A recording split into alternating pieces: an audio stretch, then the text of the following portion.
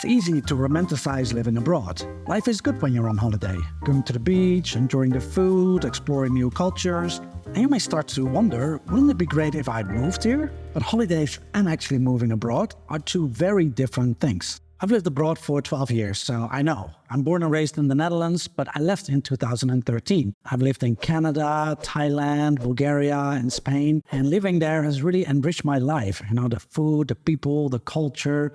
It really shaped me into the person that I am today. But it's also been hard. And today I want to talk about the things that are more difficult about living abroad. Things I wish I knew back in 2013. My journey. I first lived abroad when I was in law school, when I went on exchange for a semester to Western University in London, Canada. I was 23 and I'd never even been on an airplane. That was my very first flight ever. I was thrown in the deep end, but I had such a great time, especially with the other exchange students there. I already spoke decent English, like most Dutch people do, but my English improved massively over there because I just had to speak it all the time and I heard it around me all the time too. I remember where initially I was translating everything from Dutch to English in my head. And like one night I was dreaming in English. And then not too long after that, I noticed I had started to think in English instead of thinking in Dutch and then translating it when I was speaking. I went back home, finished law school, and then worked as a corporate lawyer for 8 years. And toward the end of that career, I got really bad headaches, which ultimately led to me quitting my job. I'd always wanted to travel for a year, but never had the time. And now I finally had the time. I'd also saved up for it. So in 2013, I booked a ticket to Bangkok and I started my trip in Thailand. The plan was to travel Southeast Asia for 1 year, reflect on my life and career, and then come back home to probably find a job back in law again, just not as a big firm lawyer. Except that never happened. The first year, I traveled to Thailand, Laos, Vietnam, Cambodia, Bali. But I fell in love with Thailand, and I ended up living on one of the islands there, Koh Phangan, for a couple of months. Following the banana pancake backpacker trail got old quickly. I wasn't a 20-something looking to party every single night. I was in my mid-30s, and I'd just come out of 2 years of really bad headaches, and the depression, shame, insecurity, and just this feeling of failure that came with that. I was looking for time to reflect on my life and set out a new course. In Koh Phangan, I got into doing yoga. I did a couple of months-long programs, and then I signed up for a 3-month full-time yoga teacher training. That was really intense, and after that, my year was up. I returned to the Netherlands, and I noticed, wow, like it seems like the whole country is exactly the same as how I left it. But I realized how much I had changed.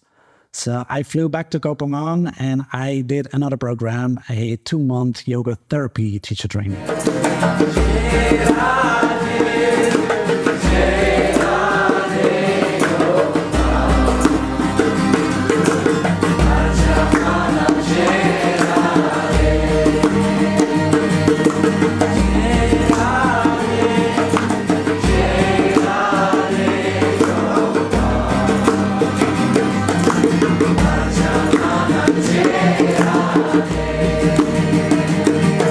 It was a wonderful time. It was healing for my soul.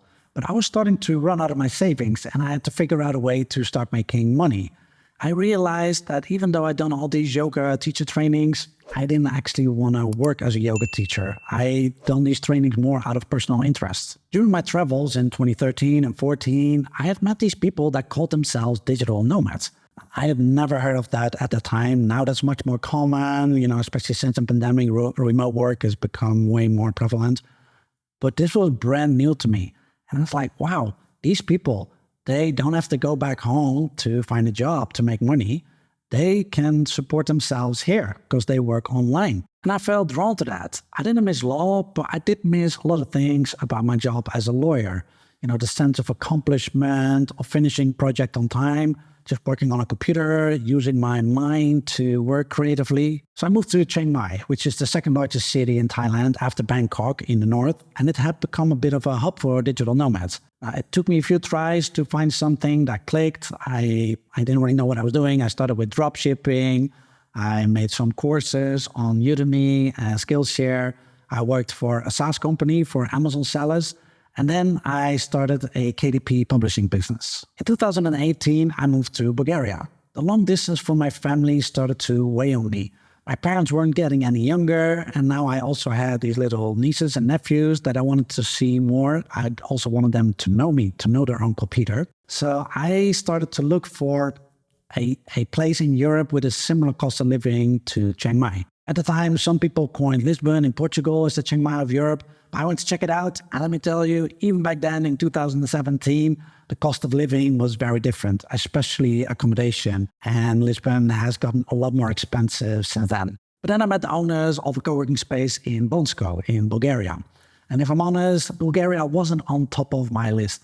But they kind of sold me on the idea, so I ended up moving there without having ever seen it. The first week, I had culture shock. I moved in January, which is the month with the nicest weather in Thailand. So one day I'm in nice tropical weather in Thailand, and the next day I was in the cold, in the snow in Bulgaria.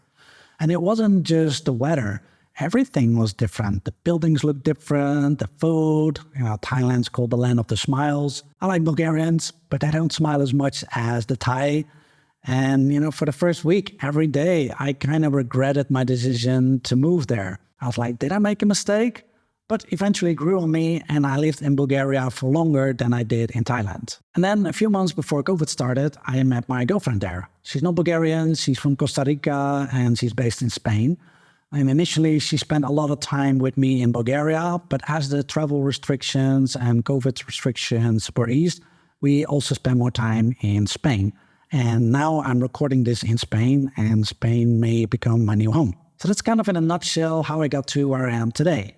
I never intended to live abroad for this long, but now, 12 years later, I don't ever see myself moving back to the Netherlands permanently. But that doesn't mean I don't miss it or sometimes struggle with the decision I've made to live abroad. So in the rest of the video, I want to go over some of the lessons I learned in the last 12 years. Wherever you go, there you are. I think a lot of people, myself included, have this romantic idea that when you move to a new country, you all of a sudden somehow turn into this completely different person. You leave your problems behind, reinvent yourself, and turn into this confident, adventurous version of yourself. I remember sitting in my office at my law firm daydreaming about another life. At the time, I was really into playing online poker, and I admired these professional poker players. They didn't have to suit up every day to go to the office. Instead, they got to travel the world, stay in hotels, and play poker all day. Or I would think about traveling long-term, maybe even starting over somewhere else, and I'd picture how all my problems would just melt like snow in the sun. And these daydreams were especially appealing when I had my headaches. But a few weeks into my travels, I was sitting at a beach watching the sunset, and from the outside, this was the dream, right? But I had a lot of negative thoughts. I had just left everything that kept me rooted, that kept me grounded. My job, my family, my home, my friends. I felt out of my element. Something similar happened when I moved to Bulgaria, and I really struggled in that first week. And I realized you bring your with you wherever you go. My habits, my insecurities, my way of thinking, they came with me in my backpack. And if anything, they came to the surface more now that I was on my own and out of my comfort zone. This was actually quite confronting for me because I realized I couldn't run away from the parts of myself that I didn't like. When you're in your familiar environment, it's easy to blame how you feel on external circumstances. Oh, I'm unhappy because my job sucks, or because of the economy, or, I don't feel great because of the weather. I have this winter depression. Or if I just lived somewhere more exciting, I would be more social. I didn't have those excuses, so I had to face my bullshit. I met other solo travelers who had similar experiences, who struggled in the first weeks or even first couple of months. They expected this immediate transformation, this boost of confidence, but instead they felt lost. Without your familiar environment, your family and friends around you, you have to confront your raw self. I met people who had planned to travel for a year, but they flew back home because they were so miserable. And I even met a girl who was having a great time, but her mom was really struggling with her daughter being abroad, and she was guilt-tripping and emotionally blackmailing her daughter into coming back home, which eventually she ended up doing. That I really don't understand. If you love your daughter, don't you want her to travel, to explore the world, explore different cultures, meet new people? That just seems so selfish to me. Anyway, once I came to terms with that wherever I go, there I am, I realized that this was the beginning of real growth. I think that once you learn that you can't escape yourself, you can start accepting who you actually are instead of fighting against it. Living abroad doesn't magically fix you, but now that the gloves are off and the protective layer is gone, you have the opportunity to dive deep and really get to know yourself better. Living abroad is like putting yourself through a pencil sharpener. It strips away all the unnecessary layers. It's not always comfortable, sometimes it hurts, but it reveals the essential you that was always there, just waiting to be uncovered. And you may discover things about yourself that you didn't even realize were there. Don't store your stuff. When I left the Netherlands in 2013, I put a bunch of my stuff in storage, basically everything I owned. It cost me around €60 per month, but my plan was to come back after 1 year, so it seemed like a good idea. Except that's not what happened. As the years passed and the monthly fee increased, it became clear to me that I needed to clear out my storage. But it was difficult because I was never long enough in the Netherlands to handle it. I also didn't have a place to stay in Amsterdam, and that's where I used to live, so that's where my storage was. And I was hesitant to ask for help. I didn't want to bother my family and friends with my stuff. A few years ago, that finally changed, and I cleared out my storage. It took weeks because I listed and sold some of the items that still had value, like my kiteboard gear, guitar amplifier, and racing bike. And I had to go through all my other stuff to decide what still had emotional value, what I wanted to keep, and what I wanted to get rid of. It turned out that, except for some photo albums and a few sentimental items, I didn't feel any attachment to most things. With enough time passing, that just fades. So I donated all my clothes and gave a lot of my stuff away to the Kringloopwinkel, the local thrift store, and I was just kind of annoyed with myself for having so much stuff, because in the meantime I had become a minimalist, and I just wish I'd been a minimalist back in the day when I put all my stuff in storage. I did the math. At the end of those 10 years, the monthly fee had increased to €120 per month, so double from where it was in 2013. And I estimate that I paid over €10,000 in total for this storage. Just saying the number out loud, it hurts. And if you're thinking, well, I'll just ship all my stuff to my new home abroad, you might want to think twice about that. All this stuff, we ended up getting a huge shipping container, and that cost us about €12,000 Wow. to ship from Canada to Spain, which... oh my goodness. Would you do that again? Now we look back, definitely no. I tell people this all the time. Do not get the shipping container. Sell everything, start fresh in Spain. It's not worth the price, I think. So if you're moving abroad, don't be too attached to your stuff. Unless you know for a fact that you'll be returning in the foreseeable future to your home country, just get rid of it. You may think you care about your things now, but you probably won't years later. And it may weigh on you, not just financially, but also mentally. Living abroad comes at a cost. I've met so many great people living abroad, and I made a lot of new friends. And it's really cool to have friends from all over the world, different countries, different backgrounds, different languages, different cultures. But living abroad has also come at a cost. I missed my best friend's wedding. I lived in Chiang Mai, Thailand, and I only had a few months of savings before going broke. And flight ticket would have been expensive. Going up and down to the Netherlands equated to almost a month of living expenses in Thailand.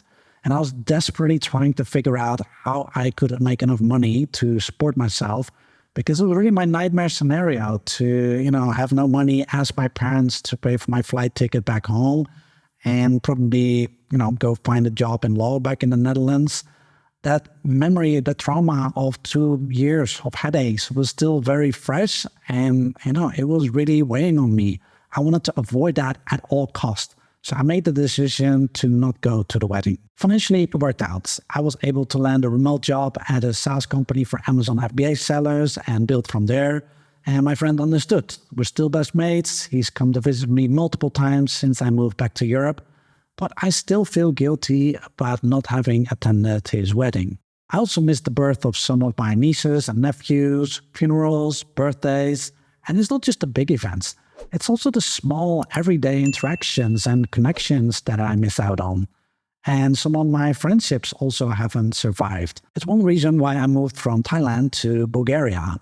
I wanted to be able to visit my family and friends more often, and I also wanted to make it easier for them to come visit me.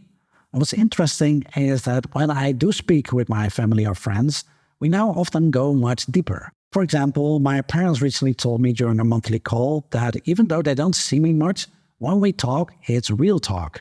Whereas my siblings, they see a lot more in person, but often it's more casual. It's small talk. When my brother comes by to pick up his kids who my parents had babysitted, it's just like, how was your day? How's it going? But it's not always the in-depth conversations that I have with my parents once a month. What is home?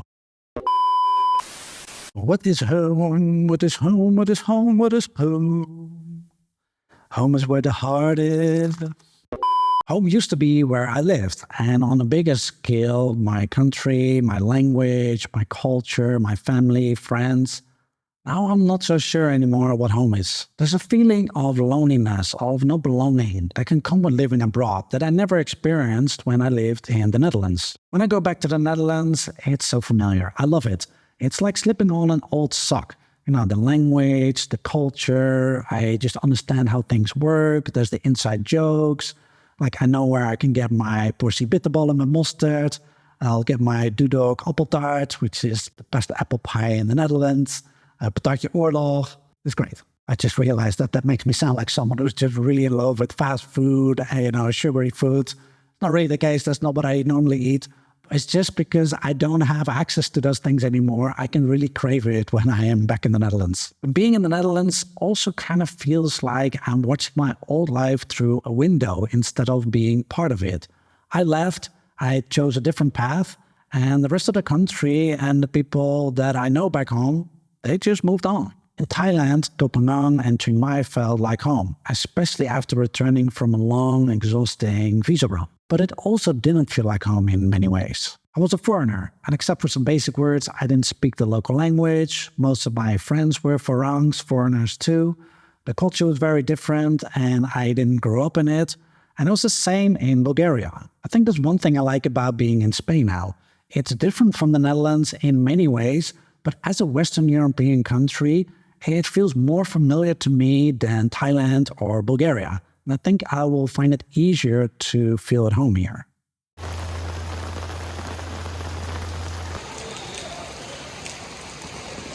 But I kind of feel like a citizen of nowhere and everywhere at the same time.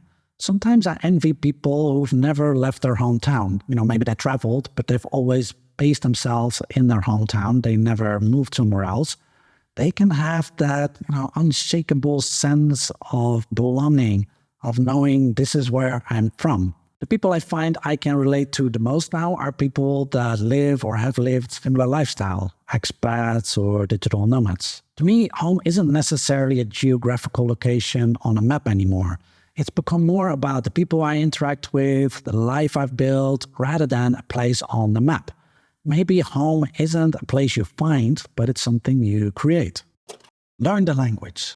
If you really want to make a new country your home and have a local experience, you need to learn the language. I speak a few words of Thai and Bulgarian enough to get by, but I don't speak the languages. The thing is, I didn't need to because I was mostly hanging out with an international crowd and I could get by with a mix of English and Thai or Bulgarian. With both countries, I didn't intend to live there for as long as I did. It just kind of happened. If I had known in advance, I probably would have put in more effort into learning the language. But on the other hand, like with Dutch, nobody really speaks Thai or Bulgarian outside of those countries. Now that I'm spending more time in Spain, I'm going to learn the language. I'm actually excited about learning Spanish. My girlfriend's family doesn't really speak Spanish, and we were there last year. I remember having lunch with her dad, and then my girlfriend went to the bathroom, and it was a bit awkward where he didn't speak English, I didn't speak Spanish. I'd love to have a different experience next time we meet. And also, I want to feel like a part of society here in Spain. And, be able to meet locals, make local friends. The reality is that, unlike the Netherlands or the Nordic countries, many Spaniards don't speak Spanish. I don't know what the percentage is, and it'll be a bit different in touristy areas, but it's low. It was actually quite shocking when I first experienced it. Even young people not speaking English. I remember one time I went for a swim, not in a hotel or anything, it was just a local pool, and I was in a lane swimming my laps when a lifeguard came up to me. And she started speaking to me in Spanish. So I said, "Lo siento, no hablo español, hablas inglés?" but she didn't speak any English. So through her hand gestures, she was able to communicate to me that I had to change lanes because I think swim class was about to start. But that's how we had to communicate. For context, my two oldest nieces were already able to have meaningful conversations in English with my girlfriend when they were like 10 and 12. And my youngest niece, just last year, she was able to count to 10 in English and tell me the names of all the colors. And she couldn't even read or write in Dutch yet. She was like 5 at the time.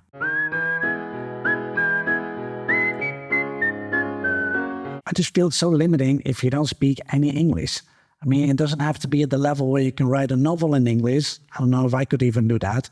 But if I hadn't spoken any English, international travel would have been so much harder for me.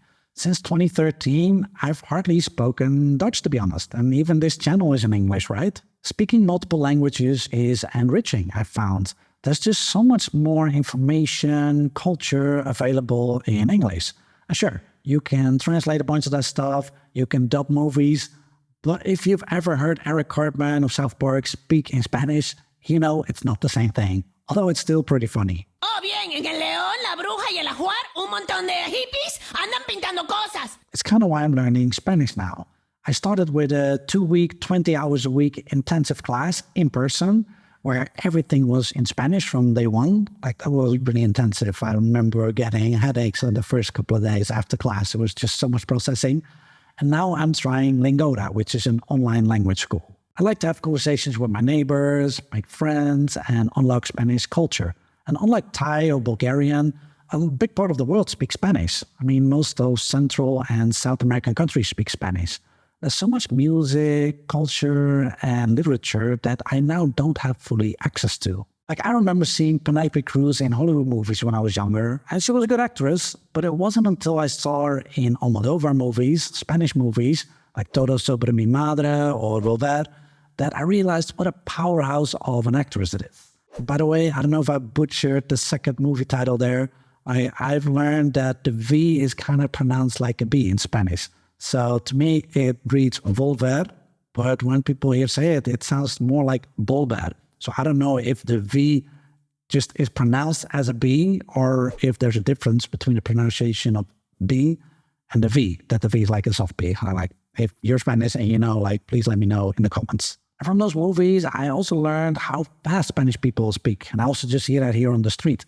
I feel for Spanish scriptwriters because they probably need to write twice as many words as their American counterparts to fill a script for a 90-minute movie, especially in scenes where they're verbally fighting. It's like machine gun fire. Pa, pa, pa, pa, pa, pa, pa.